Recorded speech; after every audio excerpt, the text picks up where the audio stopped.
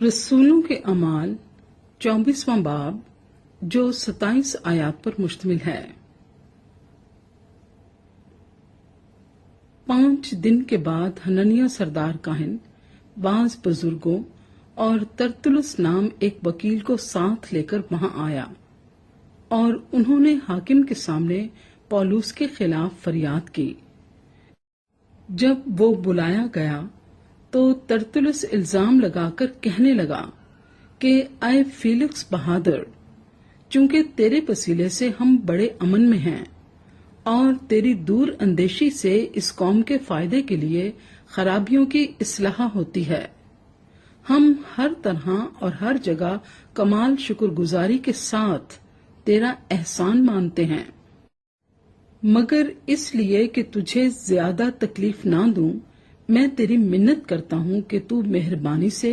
हमारी 2 बातें सुन ले, क्योंकि हमने इस शख्स को मुफस्सद और दुनिया के सब यहूदियों में फितना अंगेज और नासरियों के बिदती फिरके का सरगरो पाया।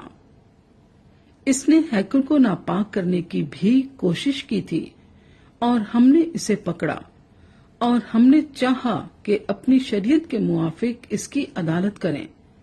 लेकिन लूसियास सरदार आकर बड़ी जबरदस्ती से उसे हमारे हाथ से छीन ले गया और उसके मुद्दइयों को हुक्म दिया कि तेरे पास जाएं। इसी से तहकीक करके तू आप इन सब बातों को दरियाफ्त कर सकता है जिनका हम इस पर इल्जाम लगाते हैं। और यहूदियों ने भी इस दावे में मुत्तफिक होकर कहा कि ये बातें इसी तरह हैं। जब हाकिम ने पौलुस को बोलने का इशारा किया तो उसने जवाब दिया,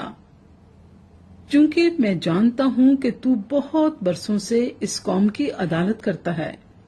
इसलिए मैं खातिर जमई से अपना उज्र बयान करता हूं। तू दरियाफ्त कर सकता है कि 12 दिन से ज्यादा नहीं हुए कि मैं यरूशलेम में इबादत करने गया था और उन्होंने मुझे ना हैकल में किसी के साथ बहस करते या लोगों में फसाद उठाते पाया, ना इबादत खानों में, ना शहर में, और ना वो इन बातों को जिनका मुझ पर अब इल्जाम लगाते हैं तेरे सामने साबित कर सकते हैं। लेकिन तेरे सामने ये इकरार करता हूं कि जिस तरीक को वो बिद्दत कहते हैं उसी के मुताबिक मैं अपने बाप दादा के खुदा की इबादत करता हूं, और जो कुछ तौरेत और नबियों के सहीफों में लिखा है उस सब पर मेरा ईमान है, और खुदा से उसी बात की उम्मीद रखता हूं जिसके वो खुद भी मुंतजिर हैं कि रास्तबाजों और नारास्तों दोनों की कयामत होगी। इसीलिए मैं खुद भी कोशिश में रहता हूं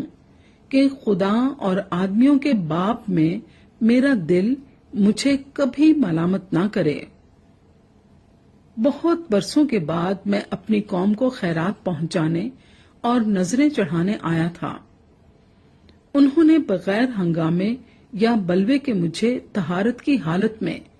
ये काम करते हुए हैकल में पाया। हाँ, आसिया के चंद यहूदी थे और अगर उनका मुझ पर कुछ दावा था तो उन्हें तेरे सामने हाजिर होकर फरियाद करना वाजिब था, या यही खुद कहें कि जब मैं सदर अदालत के सामने खड़ा था तो मुझ में क्या बुराई पाई थी, सिवाय इस एक बात के कि मैंने उनमें खड़े होकर बुलंद आवाज से कहा था कि मुर्दों की कयामत के बारे में आज मुझ पर तुम्हारे सामने मुकदमा हो रहा है। फेलिक्स ने, जो सही तौर पर इस तरीक से वाकिफ था, ये कहकर मुकदमे को मुलतवी कर दिया कि जब पलटन का सरदार लूसियास आएगा तो मैं तुम्हारा मुकदमा फैसल करूंगा, और सूबेदार को हुक्म दिया कि उसको कैद तो रख, मगर आराम से रखना, और इसके दोस्तों में से किसी को इसकी खिदमत करने से मना ना करना। और चंद रोज के बाद फीलिक्स अपनी बीवी दुरुसला को, जो यहूदी थी, साथ लेकर आया और पौलुस को बुलवाकर उससे मसीह यीशु के दीन की कैफियत सुनी। और जब वो रास्तबाजी और परहेजगारी और आइंदा अदालत का बयान कर रहा था, तो फीलिक्स ने दहशत खाकर जवाब दिया कि इस वक्त तू जा, फुर्सत पाकर तुझे फिर बुलाऊंगा। उसे पौलुस से कुछ रुपए मिलने की उम्मीद भी थी,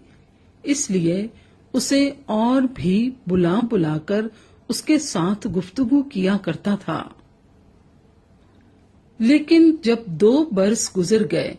तो पुरक्यूस फिस्तुस फीलिक्स की जगह मुकर्रर हुआ और फीलिक्स यहूदियों को अपना एहसानमंद करने की गर्ज से